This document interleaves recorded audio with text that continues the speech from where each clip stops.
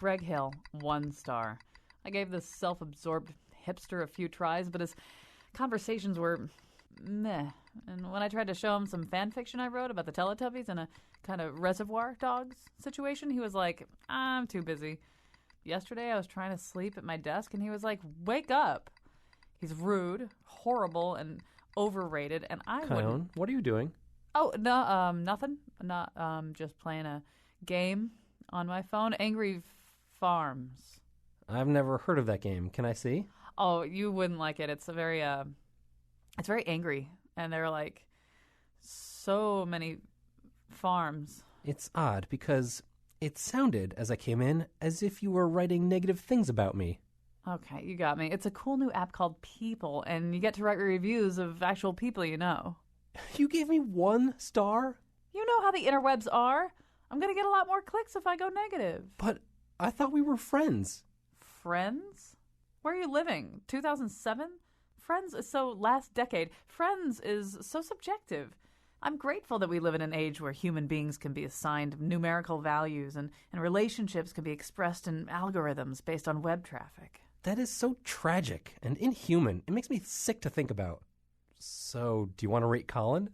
Yes. We've got to start by making fun of his clothes. Oh, totally. And his hair.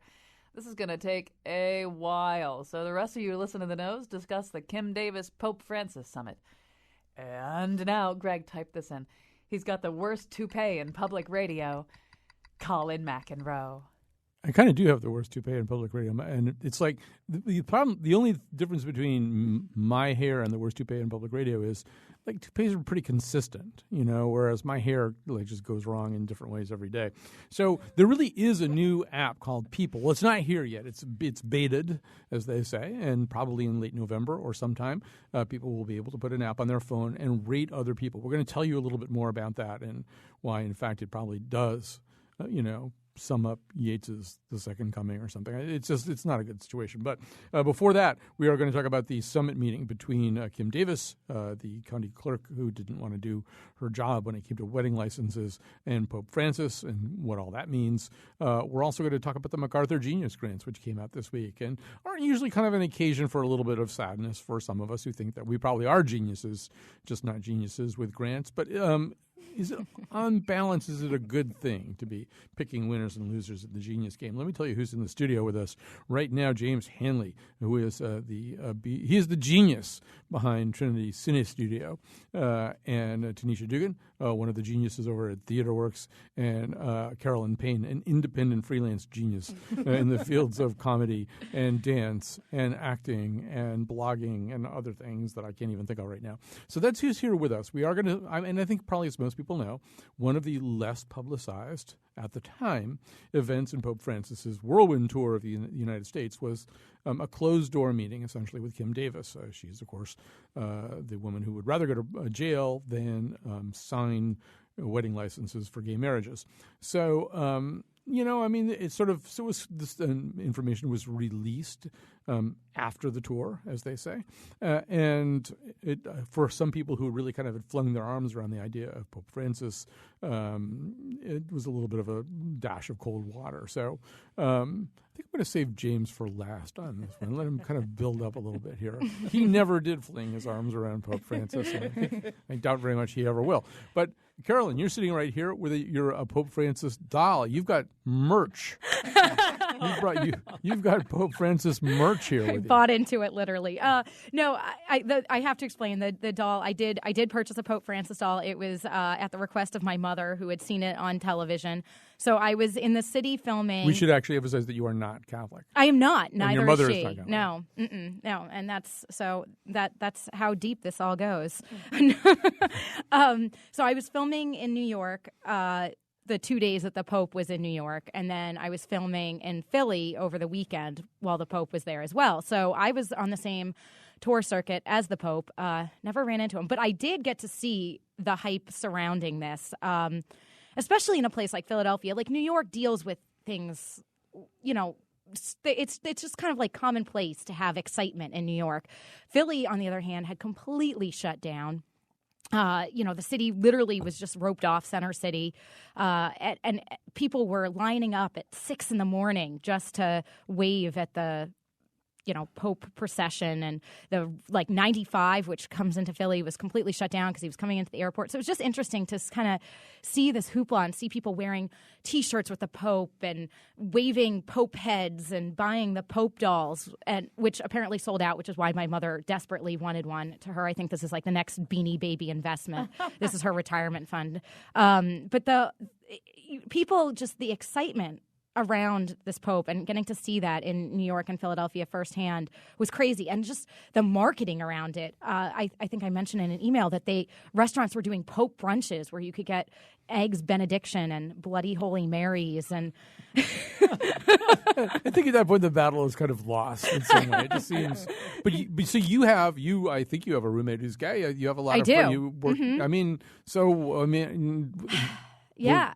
Does this come as a shock, I guess? Well, it did, because, everything I had been listening to, so I kind of saw all this excitement around the Pope, and just then hearing bits and pieces what he said, I supported. I was like, yeah, he's saying the golden rule, and that's really, I believe that's kind of what, as humans, we should be. So I was like, yeah, all right, Pope Francis, you seem cool. I would Netflix and chill with you. Like, I get this. But then, I guess it was like a couple days ago when this broke that he met with Kim Davis, it really hit me in this kind of like slimy way. I felt sort of it felt betrayed. Like I felt like I was betrayed kind of in how he projected this image. And then and I understand that he hasn't necessarily made statements, I think, as far as his beliefs in gay marriage, but that to meet with her. And so I just found this to be really jarring. It changed the taste in my mouth from what I thought had been a very good experience for the country, and for how people were people of all religions were sort of rallying around. All right, this guy seems cool. And then to have this was kind of like, oh, he's just he's not cool. He's Catholic. Actually, during our mic checks, Carolyn revealed that the taste in her mouth is that of salted caramel mocha lattes. So the Pope turns out not to be a caramel salted They're mocha so good. latte. So, Tanisha, one of the things that's happened here is that the Pope or the Vatican's tried to walk this back a little tiny bit, right? They put out a statement today. The Pope didn't enter into the details of the situation of Mrs. Davis, and his meeting with her should not be considered a form of support for her position in all of its particular and complex aspects. So, is that going to work? I mean, I guess it depends. I've been trying to figure out how one is granted a meeting with the Pope, because I feel like that would answer some questions for me. I know, in order to get a ticket to the White House, I have to get my senator to write a letter, and there's all of these things. And so everyone that goes to visit the White House isn't necessarily aligned with whatever president is in that seat at the time. And so I guess I could sort of buy a bit of where the Vatican is coming from. I'm also Catholic, so when it happened, I was like, oh, yeah. I mean, at some point, one of these things was bound to happen. And, oh, yeah, at some point, this would become a media spectacle because we are so polarized. I mean, on the other side, he also did meet with Mark Wahlberg. And he that could make things worse. I'm not sure that's defending. That moves us in the right direction at all. So yeah, so part of this is, a lot of us like this Pope. A lot of us find some of his stances heroic, but he's sort of like the cheerful baton twirling cop on the block, walking along, smiling. He's got a word for everybody and a piece of candy for a little kid. But once in a while, he's going to bring that billy club down on you because he's the Pope.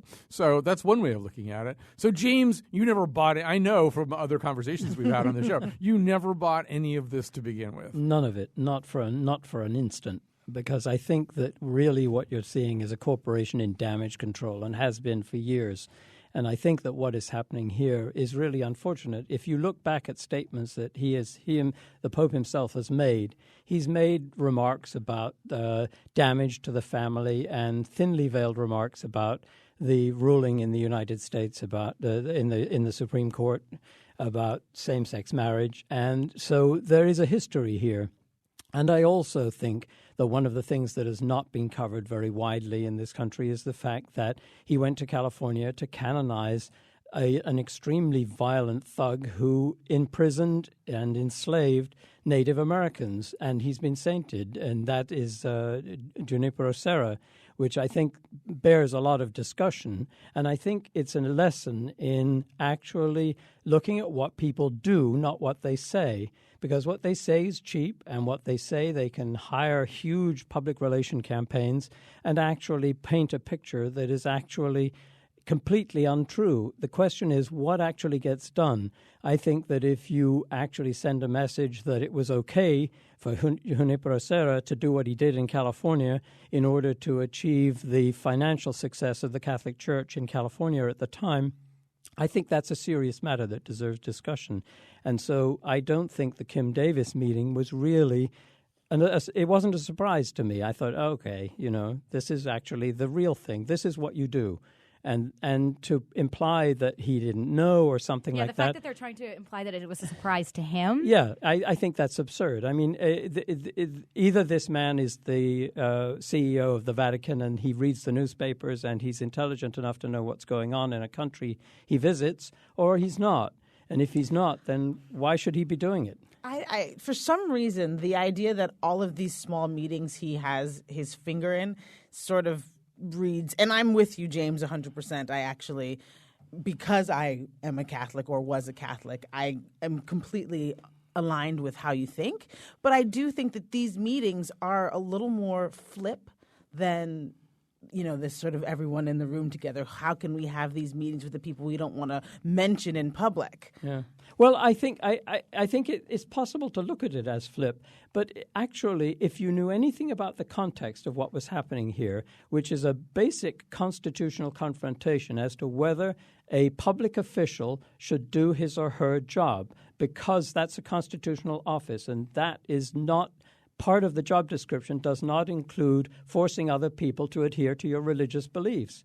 And this is a serious matter in this country. It may seem like a small sort of issue, but it's really not. And the response to it is an important one. And to actually get involved, I think, in a situation where it seems like it's a flip issue, okay, well, we'll just have a quick hug and a meeting. I don't think so. And if he didn't know or his people didn't know... So do you think there was like a conversation between he and Kim Davis, that it was a planned meeting and that they spoke and he sort of supported her not, honoring her duties?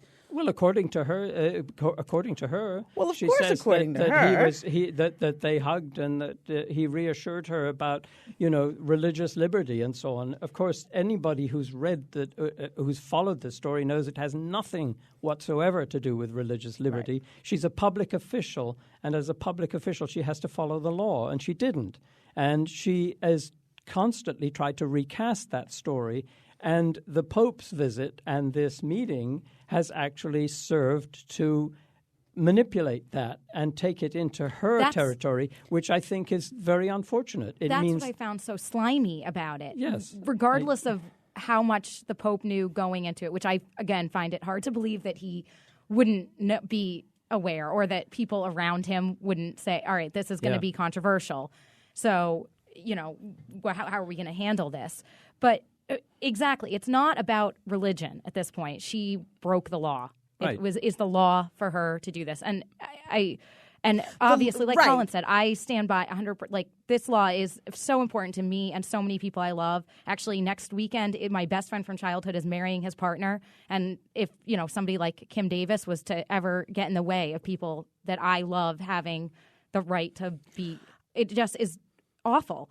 Yeah. But I just the issue here for me was just how it all happened. Like, and then this happened, and that it broke first from her people. Exactly. That's exactly where I was going to go with it. I was like, I can see that there is a benefit to the Vatican to have a surrogate have this conversation for them, but I absolutely think that Kim Davis is feeding her own ego, and whether or not he knew about the meeting or not, she wanted to get out and say, I stood next to the Pope. He hugged me and told me something that the Vatican isn't even willing to stand beside. And they've said some pretty controversial for American politics things in this, trip thus far. So it seems a little bit Well, that goes to what I was saying again about judging what people do in terms of, what is their day-to-day operation, as it were? What are they actually supporting, and what are they saying, and what are they following through in terms of policies? And I think that is where the issue lies, really. So that in this particular case, we haven't had a discussion, number one, really, about the constitutional nature of her office and the fact that she was breaking the law by not being... Which is not his domain. Which is not his domain, Right. exactly. And then there's also the background to this that her own lawyer is associated with Vatican officials.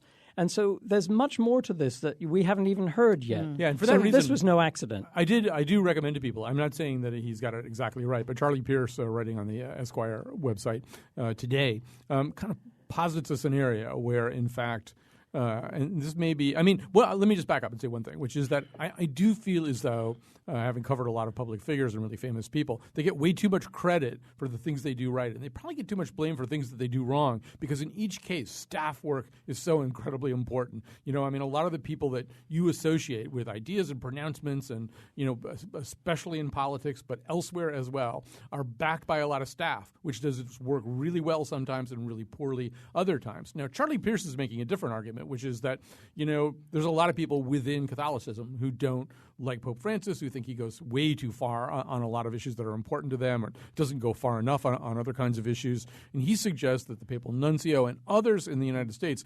walked Kim Davis in there for this reason, really, to get her in there, to get it on record that she was there, to maybe undermine and undercut some of the sentiments that Pope Francis spread around here. And to me, one of the most interesting points about all this is, so why didn't it come out while he was here? I can maybe understand why he might not want to make it public, but why didn't she make it public until he had left? Yeah, that's a good point. And Charlie argues because, in fact, if it had happened in real time, it's very possible that Pope Francis didn't quite understand the whole story. If he'd started to understand the whole story with some real-time publicity here in the U.S., he might have said different things. Things might have gone differently. It just worked better for their purposes to say to Kim Davis's people to hold this. You can talk about it all you want, but let's get him out of the country first. And I think that's possible. The other thing I'd like to say quickly is Popes are different from other kinds of public figures. And, they're never going to do everything that we want them to do. I'm pretty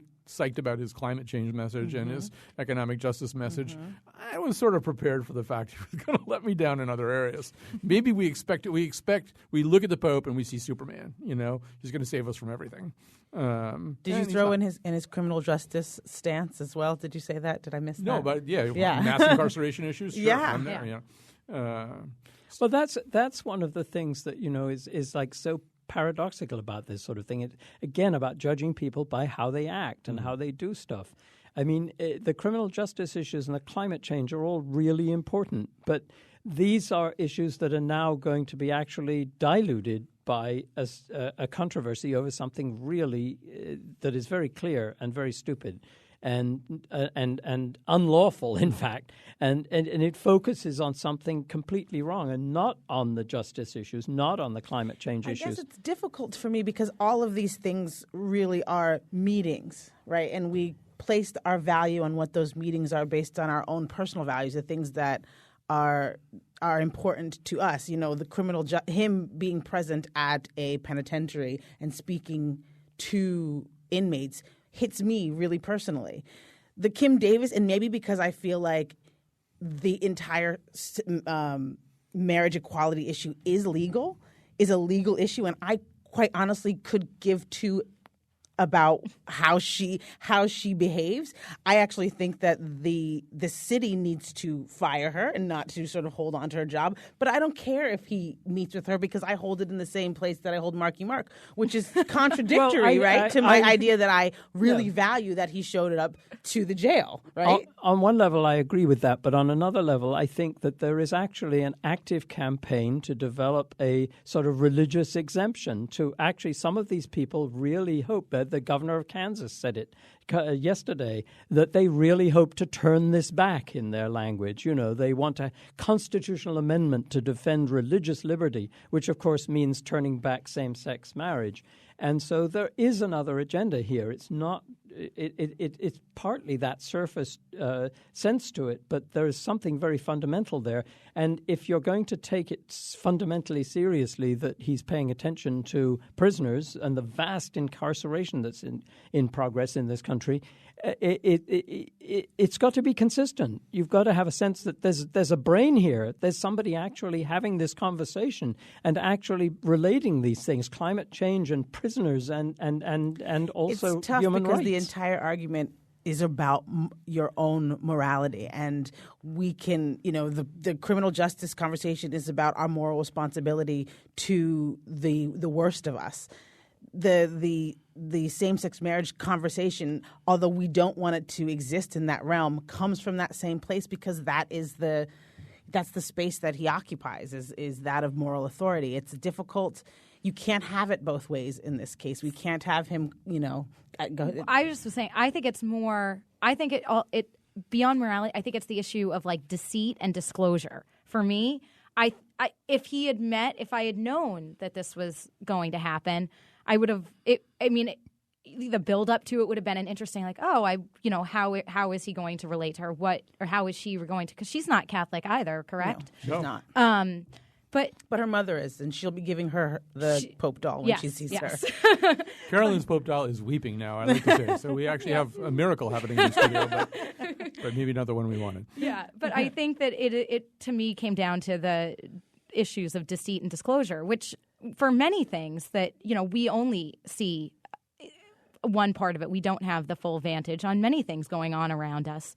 And I think it was a safety issue, I think, for the Pope that they kept this under wraps. I'm going to, speaking of wraps, I think I'm going to wrap this up here. But a few quick tweets here. First of all, from within our studios, Greg wants me to know that there's news that the Pope met with a gay couple before meeting with Kim Davis. So, and somebody tweeted that too. Maybe it's like Noah's Ark, you just get. I do. I think it's some like of the it White House. Yeah. Everybody. Kim tweets, if we judge people by who they are willing to have conversations with, then the world is in big trouble. Interesting point. People. Yeah, people. Well, all right. We're going to, I think, wrap up this thing so we can have time for people. And we have to learn how to say it so it doesn't sound like regular old people. But I don't think there's a way to do that. And the MacArthur grants. Yeah, something like that. All right. We'll take a break and we'll come back. Meeting the secrets every night, keeping a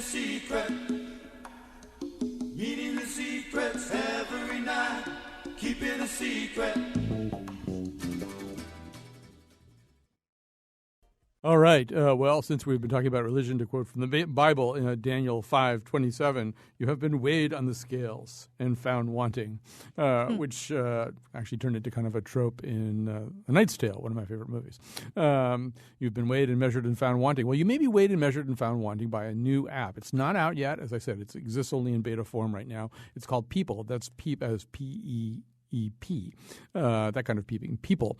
And like Peeping Tom. Like Peeping Tom, yeah. It's, by the way, speaking of which, it's unfortunately almost exactly the same name as something else you can get right now that's brand new, that's kind of something that lets you see who's at the door. And the people who make that particular product are taking a lot of grief from the people that we're about to talk about right now. This is very confusing when I say people. I can see that now. But so what is People? People is, in fact, being described almost ubiquitously as Yelp for human beings. This is an app that would allow you to create a profile essentially online about somebody else and then rate them. There are some very low bars that you have to clear. I think you have to have their cell phone number, but you can't opt out of it. I mean, in terms of I'd rather not be rated by people. It's just not up to you. And I mean, this sort of brings up. So this could either be something that dies on the launching pad, as so many apps, the preponderance of new app ideas do, or it could spread like wildfire. And if it does, there's going to be all kinds of things that happen, all kinds of intended and unintended consequences. There's probably no way to stop the tide, but we could at least talk about that. So, Carolyn, I don't know about you. I think we're of similar temperaments in certain ways. Like I'm appalled by this, but I can imagine some enjoyable experiments I might do with it. Yeah, I'm looking forward to this train wreck. It's one of those things that it's just going to be so awful that it's going to be so great. And I mean, there's definitely a market for something like this. I understand, but haven't you ever been in a situation where you're out on a date with somebody or somebody's trying to hit on you and like it starts out like really good and then it kind of goes south? It takes like a turn to just the weird, like a guy you're interacting and you're just like, and you want to deny yourself that opportunity to actually experience it? Well, Is that what you're suggesting? That would be nice too if I had a heads up that like The to stay red away from that. Exactly. But like this way you can offer them that positive feedback and be like, you know what, you were doing really well until this happened. Except not in person. Right. You don't want to tell them that The in person. passive aggressive, yeah. A nice passive aggressive. The part where you punched a hole in the wall. Right. Yeah. It's too far. But that's it. I mean, it's the passive aggressive nature of it that We really are makes me okay. crazy. When the second Twitter started, we became the passive aggressive person inside all of us I don't got tweet. unleashed on. I don't tweet either, but I tweet at Colin. That's the one. I tweet at the show. That's about it. but I think it's going to be an interesting ride with this. I am like horrified at the fact that the cell phone is the connecting factor because it immediately made me want to go and like clean out my phone because I have so many phone numbers lingering from years ago, relationships past, friends I haven't spoken to in decades. Yeah, but you that clean I'm out not your Too late, phone. it's been They'll sucked still out. have they'll still have your number and they'll still be able to But I think you people both about have to you. you both have to have the number in order to. Oh, really? I think that was like. And the, I think the I read that if defining you factor. say something negative, there's a 48 48-hour hour period cooling off period. Yeah. where I don't know if the person you're saying something negative about, it was unclear to me if they get to see it and have a chance to contest it or something. if you're hip to people and are paying attention, you could. Well, the second people comes out, you're gonna go. You're gonna people People your yourself name? now because you're gonna want to know what people are saying about you. It's a new verb. I said it first. Yeah. It's very good. You know, there's a serious underlying problem to this whole thing, which is that most of these really successful apps are ones that have minimal human involvement, right? Mm-hmm. They're run by algorithms, and like you find out that the latest, sort of $40 billion IPO is run by 5 people in Silicon Valley. In this case, with all of the possible pitfalls, there's going to have to be an awful lot of people actually watching because it's going to be very hard to use an algorithm to deal with passive aggression and like all of the infinitely complicated ways that people are going to describe each other. And it just seems the economics are going to be extremely hard because one of the other things that's just happened is with the release of the new iPhone, what is the number one app, the number one app is the ad blocker, is a new ad blocker, which people are actually paying for to stop the advertising. So I don't know how they're going to make their money on something like this, which requires lots of human involvement. And I think it's also something that really it relies on something that ultimately people to me it relies on a negative, if you like.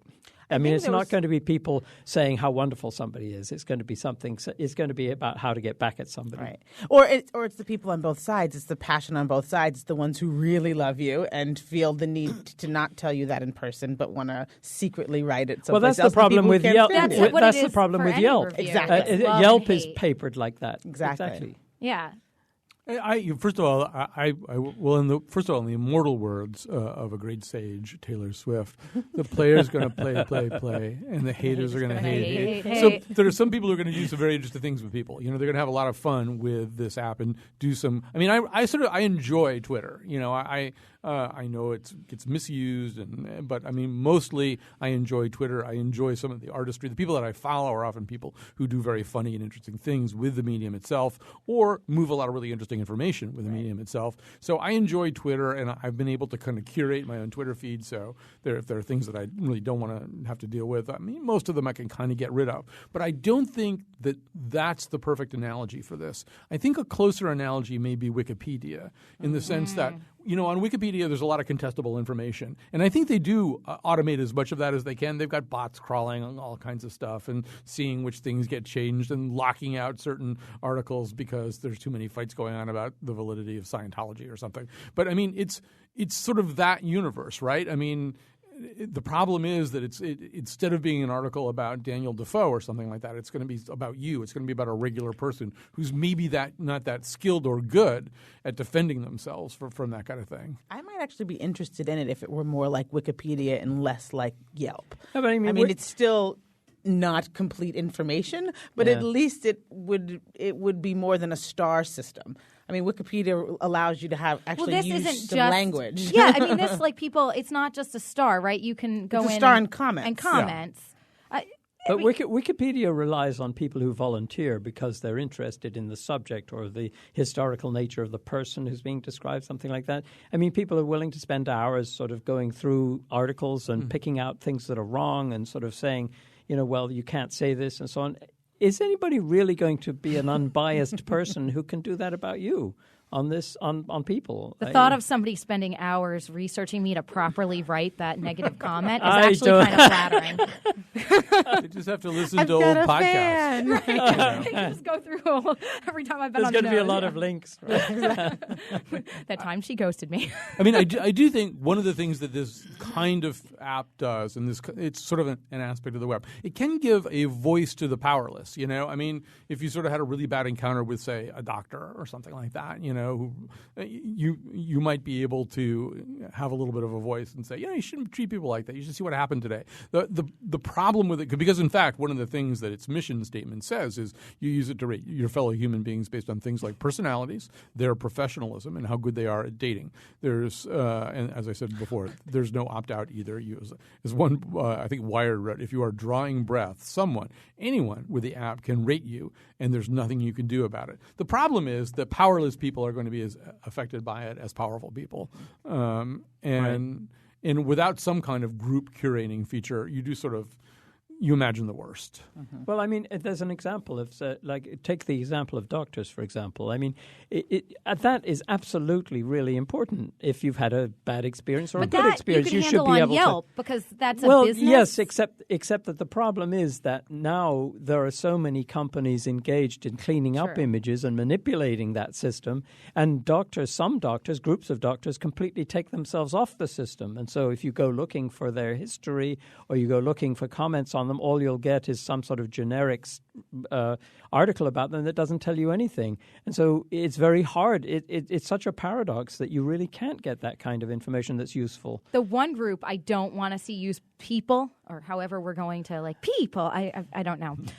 Just testing things out to see how you can pronounce this word. But teenagers, I think that's going to be a tragic slippery slope because these ladies seem to want to have a built-in anti-bullying piece to this app. So try that on 12-year-olds. Yeah. Right. I do also, I want to go back to something Carolyn said because I think it's also important, which is that the truth is one of the things that's alarming about all these kinds of apps, but especially something like this, is the thing that she talked about at the beginning, which is that you don't have to deal with somebody in person. You don't have to deal with somebody on the phone. That maybe it's good if we have to. Absolutely. I mean, I don't want to do it either. Life. I'm as, yeah, I know. Colin's like me.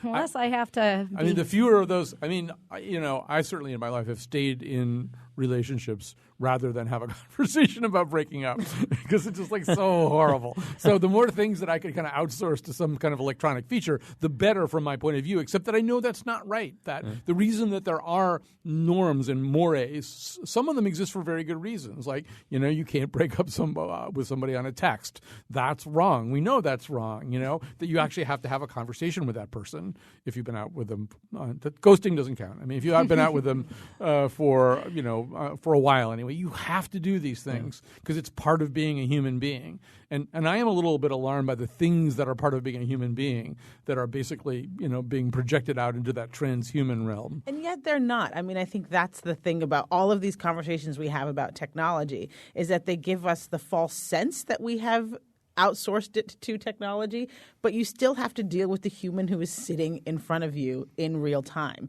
So whether or not you've peopled about how terrible they were at dinner last night, when they read that, if they should read that or hear about that from their friend, there is at some point going to be a human connection where you have to deal with whatever you've done in the technological world. And that is one of the things that's actually a really interesting thing about whether it's going to be strong enough an urge to say that it's the right thing to do to have that human contact. There's a scientist at MIT, Sherry Turkle, who just wrote a book I was reading, really fascinating, about observing how kids, 12-year-olds, use their phones. And she describes this vivid scene of going into a high school cafeteria, expecting it to be sort of hubbub and noise and everything. And they're all on their cell phones. Nobody's talking. And it was really a sort of eerie thing. And I was thinking in terms of, with our discussion about people and stuff like that, that there is an easy way to sort of avoid the human contact and try and get around things. But if you're starting out when you're 10 or 12 years old and learning that lesson and not learning the nature of actually having to negotiate with the person sitting across the table from you who you sort of don't like, but maybe, you need to have a conversation with. All right, we're going to kind of break off there for a second and switch gears because, in fact, yes, all these institutions are crumbling. We can't trust anybody. Nothing works anymore, and we're outsourcing our feelings to digital apps. Who will save us? Who will save us from all that? Well, the answer is geniuses. Geniuses will save us. Every year, the MacArthur Foundation picks a whole bunch of them, gives them a bunch of money with no strings attached. They tend to be kind of a melange of people in the arts, science, economics, people who are doing good with social movements, trying to create new sources of renewable energy or improve education in Africa. I mean, it's sort of all over the map. And I mean, the first thing that some of us have to do every year is get over our incredible disappointment that we didn't get one and we're not a genius. And here comes another 365 days of that. But afterwards, I was sort of thinking, what do I really think of the MacArthur grants? This year they were announced. Some famous people got MacArthur Genius Grants, including Ta-Nehisi Coates, who we all talk about all the time and is having just, an incredible 18-month span of really becoming maybe the leading public intellectual in the United States. So, I don't know, maybe he doesn't need a Genius Grant. Who can say? And, of course, also the creator, the Wesleyan-educated creator of Hamilton, the musical that you can't get a ticket to. But everybody else is probably somebody you've never heard of. And there is something kind of nice about the blend of the different disciplines. So, James, I'll start with you. MacArthur grants, basically a good thing? Yes, I think they're really fascinating. I always really follow them, actually, and I even read the little bios of people. What is so different to me about this is that it focuses on individuals who you might not have heard of, but they're human beings who are they're actually engaged in something different or notable, or they are in an area that's been neglected. It's very different from what you're usually hearing about with like foundation money. Foundation money is going to organizations and big operations. Nothing wrong with that. But there's something about changing the focus that I really like about that whole concept, that enough money, in other words, this gives people breathing space to sort of not do routine things. Yeah, the whole idea with the MacArthur grant is that these people now can just focus on thinking. Yeah. Which I love. Like, I just love that. Or creating. Yeah, exactly. Or it's sitting around for a year because after 18 months of being the leading public intellectual, perhaps you want to go to Tahiti and take a break. Because you're not held accountable. You don't have to file a report for receiving this grant. You don't have to show what you did with the money. Right. It is just and money. You're not applying for it. Right. Even. Exactly. I was going to say, that's what I love so much about the MacArthurs. As someone in arts administration, the sort of hoops that you have to climb through to get a earn grant. any of this money, often you start to program yourself towards earning the money, not towards whatever your artistic endeavor truly is. Yeah. And so I love that the MacArthurs are like, we figure, I mean, it's a little bit of like a, cloak and dagger kind of situation, but like we're all going to get together and figure out who's creating stuff that is going to change the culture, and we're going to toss money at you, and you can do with it as you wish. Because anyone who has worked in the arts and has applied for a grant, knows. No, it's overwhelming and unnecessary, and often doesn't feed the material that it right. Right, you find yourself tailoring your creative vision to what is going to get you money, whereas this is money for you to just dream big. Yeah. So one of the things that I like about it, I'm just going to quickly read the professions of the people who won this year. Education entrepreneur, that's the person working on higher education in Africa. Environmental health advocate, chemist, tap dancer and choreographer, painter, writer, set designer, playwright, composer, performer. That's Lin-Manuel Miranda, of course. Classicist, challenging long-held assumptions about modes of economic exchange and political authority in prehistoric Greek societies. Computational biologist, computer scientist, historian, community leader, neuroscientist, stem cell biologist, adaptive designer and fabricator, who even knows what that means, poet, economist, inorganic chemist. One of the things I've been thinking about a lot is the sort of anti-curation and randomization and diversification, and the maybe sort of the other meaning of the word Catholic too. And I've read this fascinating article about the fact that this incredibly successful NBA basketball coach, Steve Kerr, who coaches the Golden State Warriors, when he arrived at that organization, he said that he wants, like every day or every week or something, he wants the staff to send him a bunch of articles that have nothing to do with basketball. Just about, they could be about anything. He just somewhere or other feels like it's important for him to do that, and so they do. They send him this randomized bunch of articles that they think are interesting in all kinds of different fields. And I do feel as though sometimes there's a narrowing of focus in modern society. Right. Society, you have to specialize so much. I like the idea that if you look at all this stuff together, there's a statement about generalization. It isn't just stem cell biologists who are going to save us. Right. Exactly. Exactly. There's arts and everything. I agree. All right. On that profoundly collegial note, we're all agreeing. We'll take a break. We'll come back. We'll have endorsements.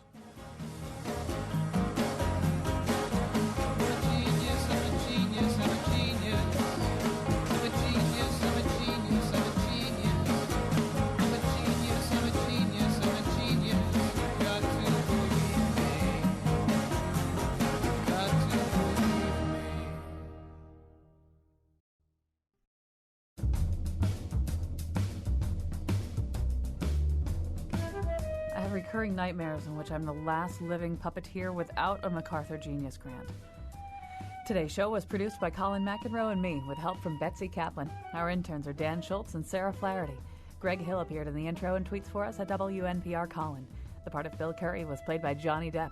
For show pages, articles, and a Genius Grant application by the Faith Middleton Show staff for their groundbreaking work in challenging long-held assumptions about modes of economic exchange and lemon meringue pie, visit our website, wnpr.org/Colin. On Monday, the Scramble's back.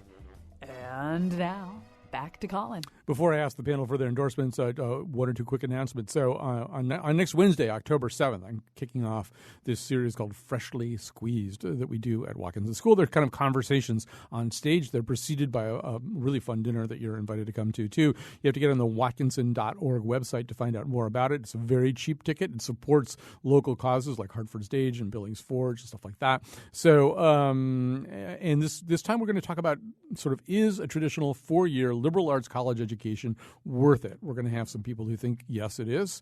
And we're going to have some people who think, no, maybe, in fact, matching some of your skills up with specific tech sector skills that are needed would make more sense if you're not liberal arts inclined in the first place. We're going to have two people on the panel who either dropped out of college or didn't go at all and have achieved what they consider to be fulfilling lives and successful sort of self-made, self-created entrepreneurial professions. So before you spend $240,000 on some 17-year-old's college education, absolutely don't do that until you come visit us at the forum. Go to watkinson.org and learn more about that. So let's hear some endorsements from the panel. What have you got? Well, she might be looking up her endorsement right now. I'll go to James first.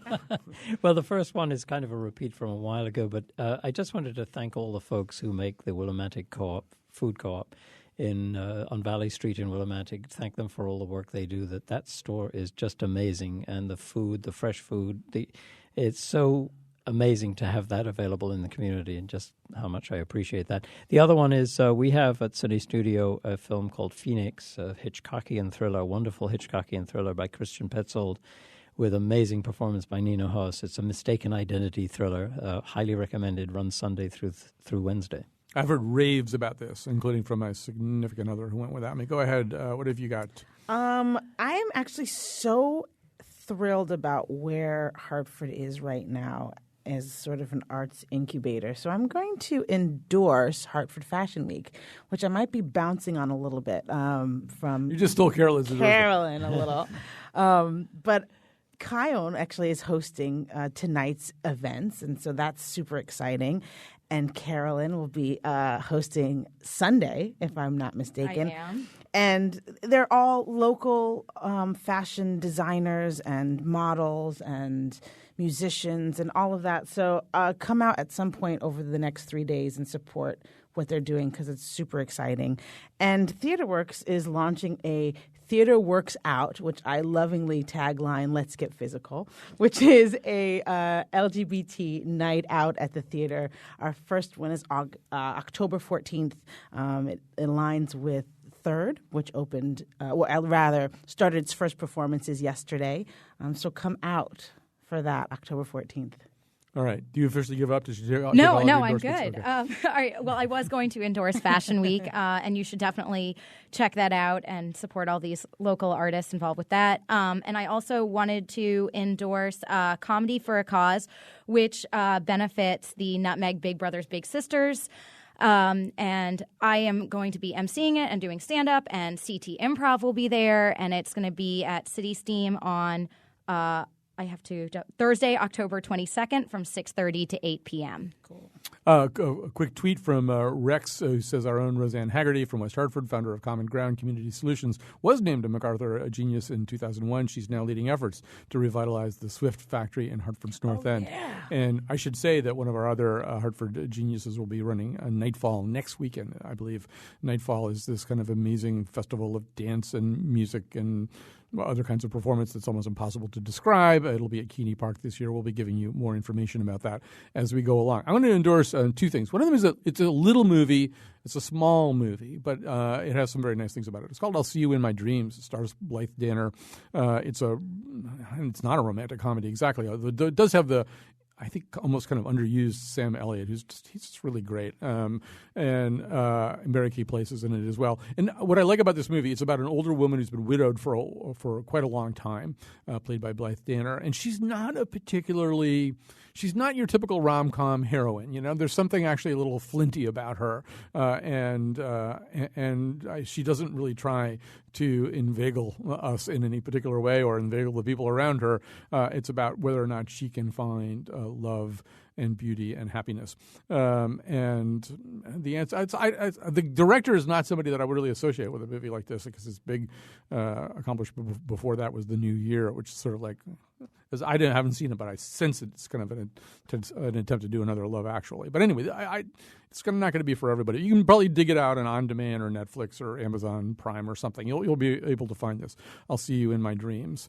The other thing I want to endorse is, I think it's sort of still basically more or less the current issue of the New Yorker. Maybe it's already last week's New Yorker, about a lengthy article by Alec Wilkinson, who's just a great writer anyway, about Kenneth Goldsmith, who's what they call a conceptual poet, which is to say that, he basically thinks, and this I suppose pushes up against the MacArthur grant, that he sort of thinks that content's overrated. He does a lot of things. He does a lot of poetry which really challenges your assumption about talent and inspiration. And I don't know. I found it a hard thing to wrap my mind around, although there were things in the article that I really love. But it sort of gets back to that idea, too, of challenging yourself a little bit and challenging your own assumptions a little bit. So it's worth digging out of the pile if you've got them in your house or looking it up online. It's Alec Wilkinson's article about the conceptual poet Kenneth Goldsmith. There's a big supporting role performance by Christian Bach, another experimental poet who's appeared on our show before. And we're going to be talking in the next few days about whether we can maybe do a show based on all this. I got really interested in it, and Greg Hill, who's our Twitter kingpin here, is very interested in experimental and conceptual poetry. So I hope we can do this. I've got an extra 30 seconds here, so I'll tell you that you we'd love you to buy and read or obtain somehow and read Purity by Jonathan Franzen. On October 20th, we're going to have a special show where we have kind of a book. We're going to have kind of a book club where three of our literary mavens will have read the book and will be discussing it with me on the air. It'd be great if you kind of read along with us and could also participate in that conversation. We'd love to have you do that. And I think I can now announce that at Atticus Books in New Haven, if you mention this whole idea, you get 20% off on a copy of Purity. So we love Atticus Books down there, a great independent bookstore. So maybe do that too. All right. All that's left to do is to thank our panelists, Tanisha and James and Carolyn. We'll see you on Monday. Waterbury, Alderberry, Woodbury, hitting on New Britain, Vernon, I already said that one, Avon, Fireman. Farmington. Yeah, yeah, yeah, yeah, yeah. See you on the radio. See you on the radio. On the radio, baby. Do me talking, laughing down on Collins Mac and Roll. I see you on the radio. The Pope met with Kim Davis. What are we going to find out next about this Pope? Is he into Nickelback? Ugh.